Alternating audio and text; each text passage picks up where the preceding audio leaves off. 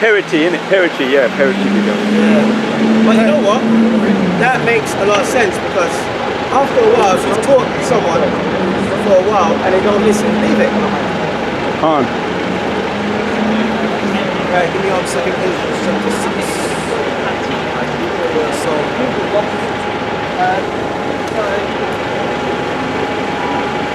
from verse 1. What? 2 Ezra 6 and 1. And he said unto me, in the beginning, when the earth was made, before the borders of the world stood, or even the winds blew, before it thundered and lightened, or ever the foundation of paradise were laid, before fair flowers were even, or ever, and movable powers were established,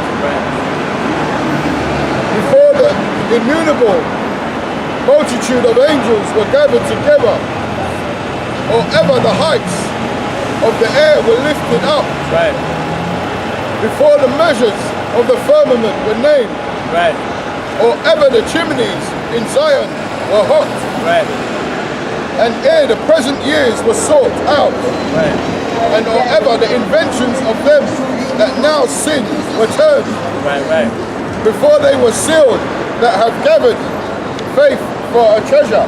Before they were sealed that gathered faith for a treasure. Before any of these things ever existed. Before anything you see out here even was manifested in the physical. Go ahead. What? And it says, then did I consider these things. Then did I consider these things before anything was created. The Most High already had it all planned out, how everything was gonna go before anything even existed.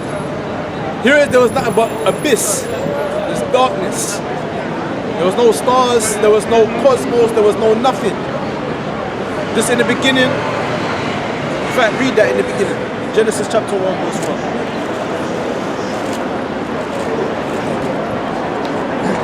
It says, Genesis 1 and 1, and it says, in the beginnings, the powers created the heavens and the earth. Right, so it's going to say like, Bara'ashya, Bara'ah. I mean, Shemayim, Alahayim, Shemayim, Arataza, or Arataza. Something to that effect, man. It says, and the earth was without form and void. So the earth was without form. The earth didn't have a form. Go ahead. And darkness was upon the face of the deep. Darkness was upon the face of the deep. There's darkness. Go ahead. And the spirit of the powers moved upon the face of the waters. So the spirit of the powers moved upon the face of the waters. Meaning the waters is what this? The moisture right now. Alright? Okay? So even before anything even existed, the Most High at this point already had it all figured out how you're going to have everything play out once he had established creation, once he had performed creation. Go ahead. And it says, then did I consider these things, and they all were made through me alone, and through none other. So all these things was made through me, Yahawah, and through none other. Okay? Because through Yahawah, when Yahawah spoke, Yahawah shined, and the heavenly hosts, the elect, created everything, man. Alright? Go ahead. And it says, by me also they shall be ended. And by me also shall they be ended. Go ahead. And by none other. And by none other. Go ahead. Then answered I and said, what shall be the parting asunder of the times? What shall be the parting asunder of the times? Because our people want to know that. They want to know when are these times going to end. Alright? When is it going to be the end of the so-called white race, man? This is back the so-called European. When is it going to be the end of them? Okay? It's going to say, when shall be the parting asunder of the times? Go ahead. And it says, Or when shall be the end of the first, and the beginning of it that followeth? When shall be the end of the first, man? Alright? Because all our ancestors inquire diligently of these things, man. When they receive revelation from on high, they say, when is it going to be the end of all this oppression and aggravation and vexation and all them things there, man? Alright? When is it going to end where brothers start killing one another, smoking weed on butt, and Jake is getting worse, man? Nearly every Jake you see is bugged out. You know what I'm saying? But they see that majority of Jake out here, that's truly like, I call them the field nigga. Because you have the house nigga, the corporate niggas, and you have the field niggas. A lot of the so-called field niggas, Jake out there, they're bugged out, man. They see that no one wants them. They're the undesirable, they're the bottom of the economic ladder. They're the bottom, they're the dregs of society. Alright? That's how we looked at. We looked at as being dirty, as unclean. Right? Undesirable. See me? But now our people are saying, when is it going to be the end of all this, man? Alright? What's the science, man? And if you're truly a spiritual man, then the Most High is going to lead you to this truth. Alright? Because this truth shows you that there's certain signs that we're meant to be looking for that signify the end of this present time, this present age, this present world, this rulership. Alright? There's certain signs we're looking for. And the Most High is showing them signs. He's sending his angels to signify and show signs and show marvelous works. Alright? To his elect. Because really, the 2/3 do not see it, man. They don't believe. They might see it, but they don't believe it. They don't believe that these are actual signs. Because if they truly did believe that they were signs, they wouldn't be indulging in the world. Because they'd see that, oh shit, these are signs. Let me get my shit together. Let me trim my lamp. Let me go out there in the highways and byways and meet the Lord and teach. You know? And fill the Lord's house that it may be filled. Let me do good works, alright? That I may be found worthy to escape all the tribulation that's to come. If Jake really had the mindset of knowing that we're in the time of the end, he'd be fixing himself. And he said unto me, from Abraham unto Isaac. Abraham unto Isaac, man. When Jacob and Esau were born of him. Right, Isaac. How many children did Isaac have? How many children did Isaac have? He had 2. Alright, he had 2. Go ahead. And he said, Jacob's hand held first the heel of Esau. Jacob's hand held the heel of Esau. Somebody give me Genesis 20, 25. Alright? Because we're gonna read it. When Rebecca entreated the wife, Isaac entreated the Lord for his wife, she was barren. Verse 21. Genesis 25 and 21, and it says, and Isaac entreated Yahawah for his wife. So we read it. He said Isaac, Abraham went to Isaac, and Isaac had a wife, a beautiful, sexy, dark-skinned black woman. Right? The word Rebecca mean to encapsulate, I believe. Okay? Because she was dead gorgeous, man. Go ahead. And it says, because she was barren, and Yahawah was entreated of him, and Rebekah his wife conceived. So she conceived, meaning they had sex, and then she took in the sperm of Isaac. Right? He embossing in her, and then she became pregnant. Right? Well, and it says, and Verse 22 it says, and the children struggled together within her. And the children that Isaac and Rebekah had, because she was pregnant at this time with 2 twins. Here she was barren, and the Most High had it where 2 spirits were being created in her womb. 2 different spirits. After she was barren. After she was barren, man. So the Most High said, okay, I'm gonna make her pregnant. Go in onto her. And then the Most High put 2 spirits in her womb. And they were both struggling within her womb, meaning they were fighting. These 2 spirits, these two babies was knocking up one another, uppercut, right? Body slam. They were fighting in the womb. So when a woman feel motion in her womb, she feeling pain. She like, what's going on here? Well, and it says, and she said, if it be so, why am I thus? Yeah, so she's feeling all that pain, all that commotion and warfare and bloodshed. And swords and all the nuclear missiles in her belly. So she found out what going on. So what did she do? She went to inquire of you read that? It says, and she went to inquire of Yahawah. And she went to inquire of the Lord. Alright? What does that mean? That means she went to a prophet. Now hold that and give me on what? 1 Samuel chapter 9 verse 9.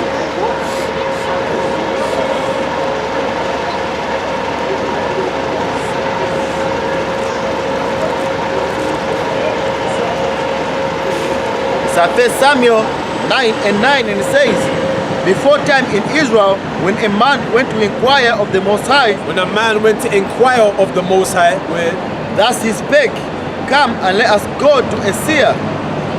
For he that is now called a prophet was before time called a seer. Right, so another name for a prophet is called what? A seer. So what did Rebekah do? She went to who? A prophet. She went to a seer. And this is what the prophet told her. Go on. Back to Genesis 25 and 23, and it says, and the Lord said unto her, 2 nations are in thy womb, and 2 manner of people shall be separated from thy bowels, and the one people shall be stronger than the other people, and the elder shall save the younger. Now read that again. That's Genesis 25 and 23, and it says, and the Lord said unto her, 2 nations are in thy womb. So the prophet said to her, he said, look, see you see all that commotion and motion and corrupt and all that thing going on in the stomach? The reason why that's going on is because you're gonna give birth to 2 children. And they're gonna formulate 2 separate nations of people. Alright? Go on, read. And it says, 2 nations are in thy womb, right, and 2 manner of people shall be separated from thy bowels. So they're going to be separated from thy bowels. Go ahead.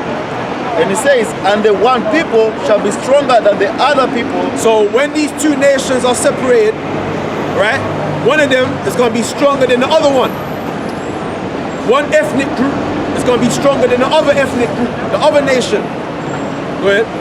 And it says, and the one people shall be stronger than the other people, and the elder shall save the younger. And the elder shall serve the younger. Meaning the one that born first is going to be a servant to the younger one. Let's find out who was born first. Go ahead. And it says, verse 24, and when her days to be delivered were fulfilled, behold, there were twins in her womb. Right, so the days were fulfilled, meaning 9 months. Go ahead. And there were twins in our womb. Well, verse 25, it says, and the first came out red, or over like an hairy garment. Right. Has anybody got internet on their phone? Type in red baby on Google. Just type in red baby. Right there. And we see what the baby looked like. They said that the first came out red. The firstborn baby came out red all over, like a hairy garment. So now we're going to find out what a red baby looks like. So we know who this is.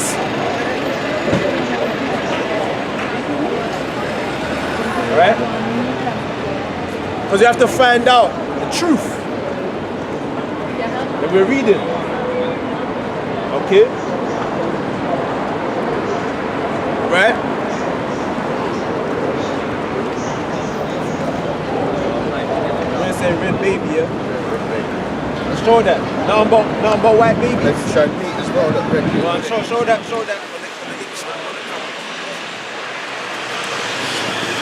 When you show it, it shows Red babies, yeah, and it even shows red meat, yeah. Oh. Yeah. So they're assimilating the red babies red like the meat. Yeah. Okay. Hold on, don't go yet. You get a nice picture. So the Red first meat, one yeah. Now go to the baby. The so-called white child. Yeah, right, yeah. Like an albino. So-called white people, yeah.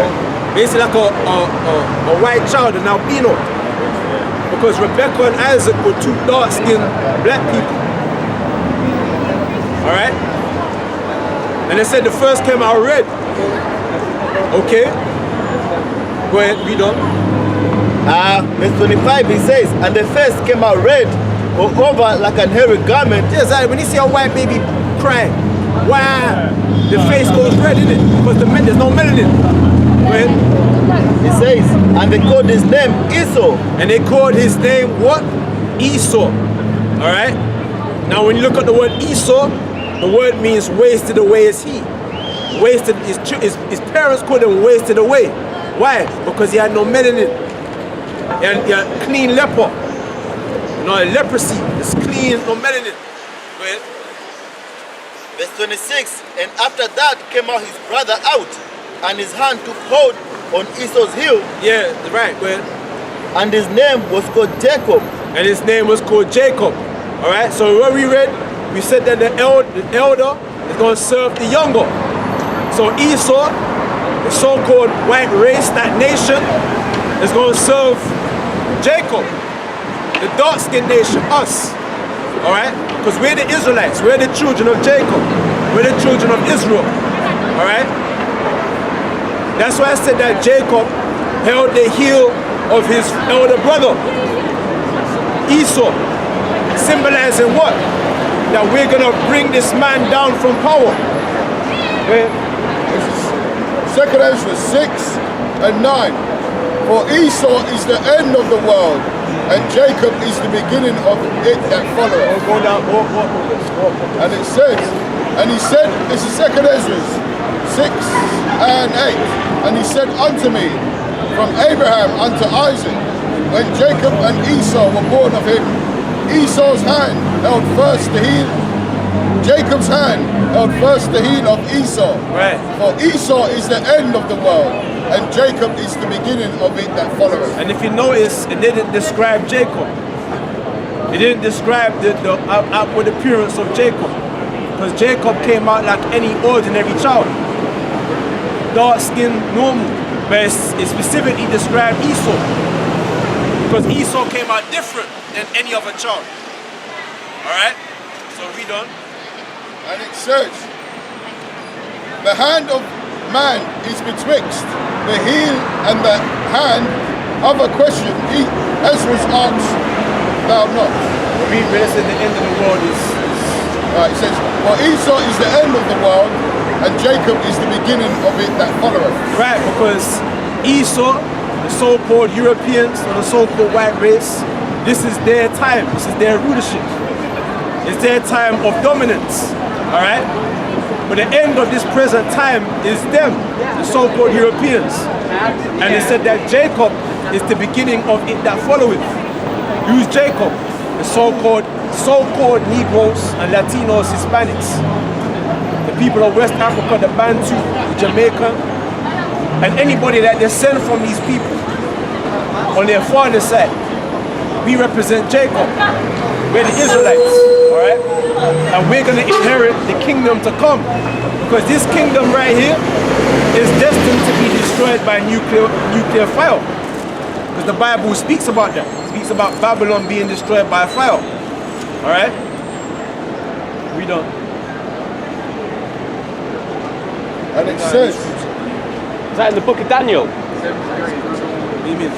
That the bit where it says it'll be Babylon will be destroyed by fire? Was that? There's many scriptures many books of the prophets that spoke about Revelation, Isaiah, Jeremiah. They all spoke about it. They all saw it in visions. They all saw these things. And it says, the hand of man is betwixt the heel and the hand. Other question, Ezra, ask thou not. Give me 2nd Ezra chapter 7, verse 43.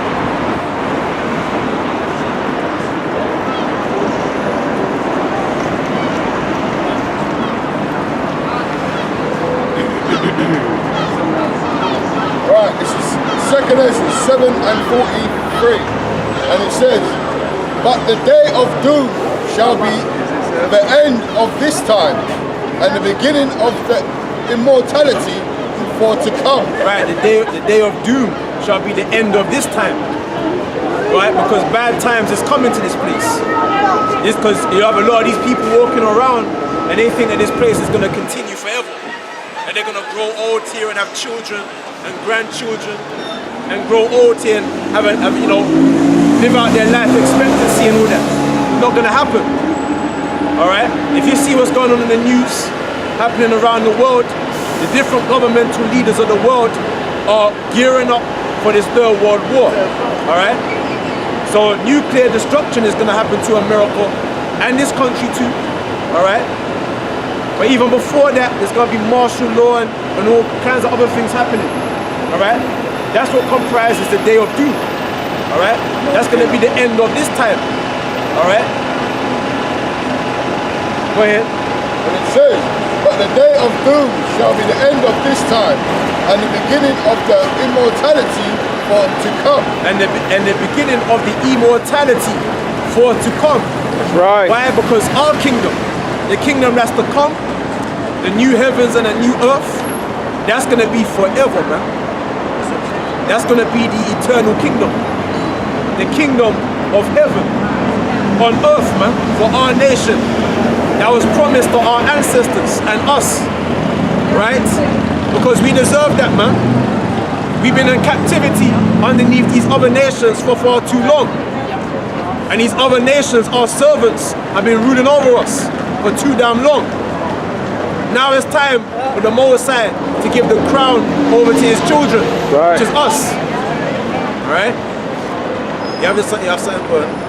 It's Daniel 2 and 44, and it says, and in the days of these kings shall the power of heaven set up a kingdom which shall never be destroyed, and the kingdom shall not be left to other people. Read that again. It says, and in the days of these kings shall the power of heaven set up a kingdom. Right, so it said in the time of these kings, because you had what kings? You had ancient Babylon, you had ancient Medo-Persia, ancient Greece, and ancient Rome. That's the four beasts. In fact, let's get that. Get Daniel's chapter 7 anyway. But read this first. It says at Daniel 2 and 44, and in the days of these kings shall the power of heaven set up a kingdom which shall never be destroyed, and the kingdom shall not be left to other people. Right, so you had many kingdoms on earth. They all rose in power and they all were destroyed. They had their time of dominance, their time of glory. But the Most High had an intention that each king was to fall.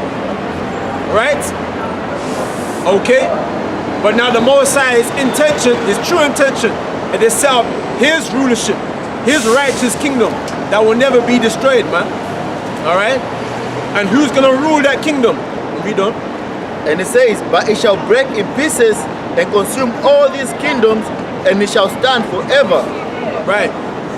And it says, for as much as thou sawest that the stone was cut out of the mountain without hands, and that it break in pieces the iron and the brass, the clay and the silver and the gold, the great power have made known to the king what shall come to pass hereafter. Right, because that stone was the one who you ignorantly called Jesus Christ. He's that chief cornerstone, and he's gonna come and destroy.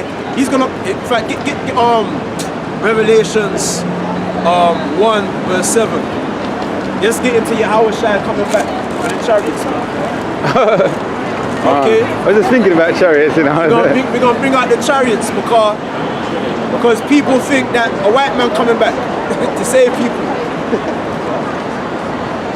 They don't know that a so-called black man and a so-called Negro, I say straight, a nigger, is coming back to destroy the power of the white man, destroy the power of the evil white man, all right? The corruptor, all right? The killer and murderer, all right? The thief, all right? The wicked man, all right? Because everybody think that the white man a gentleman, a little nice man, all right? Speaks sweetly with his lips. But he's a murderer, man. And the scripture, our ancestors spoke about this man. Go ahead, man. This is at Revelation 1:7, and it says, "Behold, he cometh with clouds, Behold, he cometh with clouds." Go ahead. and every eye shall see him, And every eye shall see him. and they also which pierce him, and all kindreds of the earth shall wail because of him. Right. Even so, amen. It's Isaiah 66 and 15. For behold, the Lord will come with fire, Behold, the Lord will come with fire. Right? and with his chariots like a whirlwind, And his chariots like a whirlwind, man. to render his anger with fury. Because the Lord is angry. The one whom you call Jesus Christ, you're not happy, you know. He's not sitting up there with a smile on his face thinking, yeah, the earth is going the way I want it to go. All right? He's going to come with anger. Right? And it says, render his anger with fury, and his rebuke with flames of fire. For by fire and by his sword will the Lord plead with all flesh. Right, because the Lord is coming to kill a lot of people. See all these people you see walking around? A lot of these people are going to die, man. A lot of these people, their judgment is to be put to death. And the time comes, man. This is serious business. When this black man come back, turn it around, man. When this black man come back, with the so-called, the white man call it UFOs, or you call it unidentified flying objects, UFO. But you see the white man, he's the wicked because he tried to make it look like the aliens. Right. Not aliens. They're in the Bible. Get that on Zechariah 5 verse 1. And I bring out a little testimony. There's a lot of these documentaries now, and Taz, we've been watching them. On mainstream documentaries now, they're bringing out how they're having first close encounters, not second encounters, third encounters, close encounters, where they're actually getting, some of them are getting zapped by lasers. You know, Yeah. it goes beyond belief. When you just got to watch the documentary. But I was looking up on Tuesday, and I haven't seen chariots. And the last time I saw a chariot was when I came to GMS in December, when I saw a chariot around King's Cross. And that confirmed for me that I'm in the right, that's just how I felt. I was in the right camp. And around this week, I looked up and I saw chariots. I know this is around the time I start to see chariots in the summer, when the weather's nice and it's a clear sky. I looked up and I didn't see nothing, then I saw flickering. That signifies to me that I'm going to start seeing chariots. That was on a Tuesday, and I write everything down in my calendar. Just flickering, and I said, I looked up, I looked away, I looked again, flickering. I said, right, I said to myself, I felt good though. I ain't gonna lie, I felt good, because when you're dealing with Esau's got a way of trying to make you feel like you're in his kingdom, you ain't got none, you ain't nothing. But when I see chariots, I feel very, very edified. Carrying on from what I just said, a couple of days from then until up to a couple of days late recently, I've been seeing chariots. Every time I look up, I've been seeing chariots, and I've been feeling really, really good, you know? Coming to camp, looking forward to coming to camp. So it has a positive effect on me, you know? That's good.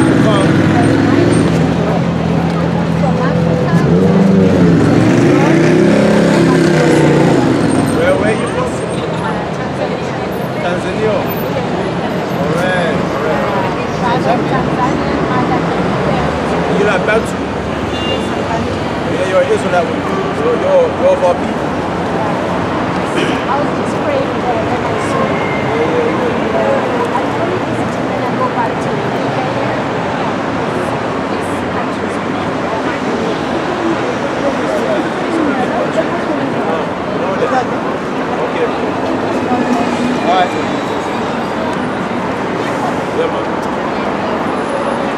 never get twisted, but the Bantus are Israelites. Alright? But the people them, they think that the chariot is talking about an actual chariot, yeah? And then horses in front. You know, you see them Roman movies, yeah, with the Colosseum. And you see them gladiators, yeah? You know, when you watch that movie Gladiator with Russell Crowe, and you see that Russell Crowe and his little warrior them, and fighting against the chariot people. They come, you know, the barbarian horde. And then the horsebacking thing. Yeah. You know? And then they're trying to fight against the horsemen and that. They knock the horse, they knock, you know what I'm saying, the people of the chariot, and he take the whip, you ride round. That's what they're thinking when they see chariot. Nah, they read chariot, the cloud is a chariot. Psalms 105. Spring lows for chariot. Go on. This is up at the top, yeah. It's a Psalms 104:1, and it says, Bless Yahawah, O my soul, O Yahawah, my power. Thou art very great. Thou art clothed with honor and majesty. Right. Who coverest thyself with light as with a garment. Yeah, that's why I don't mean to cut you, but that's why it's so difficult for our people to believe. What that's talking about, a black man clothed with majesty, like a black man, a nigga actually with majesty and light and all them these things. No way. That's why it's really beyond the belief of the people that actually believe that Jesus Christ was a black man, was a dark-skinned, negroid featured man. What he here? One of us basically. But the people are in for a rude awakening, you know, when Yahawah shall come back. And you can imagine, I always imagine in my mind him is in floating like gravitating, and he's just dark skinned. That the man that everybody thought died for everybody.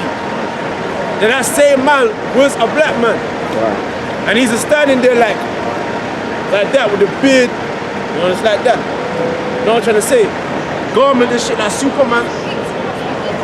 Trust me, I can't wait to see how Yahawah shadows look bad on the scene. You know what I'm saying? So the people, every eye shall see him. Right. Because all these nations here, they're gonna know that Jesus Christ was Yahawah Shai, man. A dark skin, a broad nose, thick lip, woolly ass beard. Alright?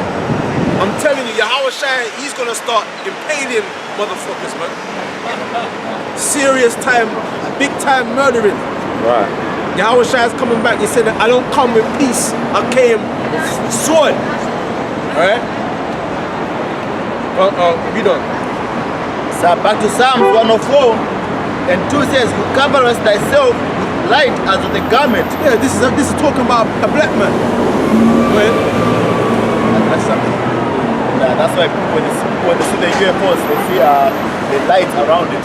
Right. Yeah. They see all the lights, all the little flashes and all that. Right. And it says, Who stretches out the heavens like a curtain, who left the beams of his chambers in the waters, who maketh the clouds his chariot. And maketh the clouds his chariot. Main point. So the clouds are the chariots, man, them circular things. So give me Zechariah 5 verse 1. It says, Who walketh upon the wings of the wind. And walketh upon the wings of the wind, man. Wait. That's it.